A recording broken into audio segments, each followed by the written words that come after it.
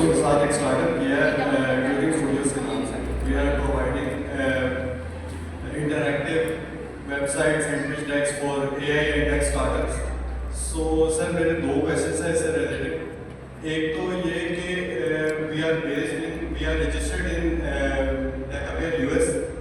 तो सबसे पहला जो हमें मुश्किल पेश आती है वो ये है कि whenever the client sees Pakistani faces तो उनका बजट ऑटोमेटिकली 10 से 20% पे आ जाता है। इसको कैसे टैकल किया जा सकता है? दूसरा जो प्रॉब्लम हम फेस कर रहे हैं वो इस टाइम पे ये है कि हम चूँकि प्रीमियम सर्विसेज प्रोवाइड करने की कोशिश कर रहे हैं, हमारे जो खुद का टैलेंट है हम खुद बिजनेस ओरिएंटेड होना चाहते हैं, तो हमें फर्दर टैलेंट चाहिए जो हमारी तरह का काम कर सके। हमने काफ़ी सारा जाना है, लिंक्डइन देख लिया, एवरीथिंग लाइक दैट, हमें उस तरह का टैलेंट नहीं मिल पा रहा था। उस चीज़ को हम कैसे टैकल कर सकते हैं? अच्छा,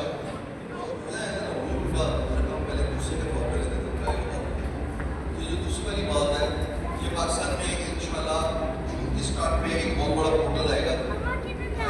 उसी के पाकिस्तान उसका नाम है इनोटेलेंट। उसका प्रोडक्ट है, फ्लैगशिप मॉडल है।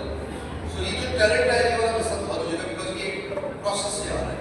ये वैसे कॉर्पोरेट नहीं होगा, ये go through sign up small MCQ exam before they get a chance to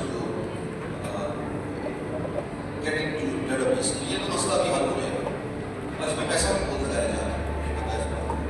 दूसरी बात जो है वो ये कि पहली बात जो है वो ये कि मैंने क्या किया वो सुन लो। जब मैं इन्फॉर्मेशन को चला रहा था, मैंने इसको जो फेस है वो मेरा भाई है, बड़ा भाई ऑर्गेनाइजेशन फिर कभी भी बड़ा हो जाता है। पाकिस्तान की बैक ऑफिस है, जो दफ्तर में उनका बाहर है, एक पार्टनर उसको इक्विटी बेस मिले हैं या उसका दफ्तर इस्तेमाल करें।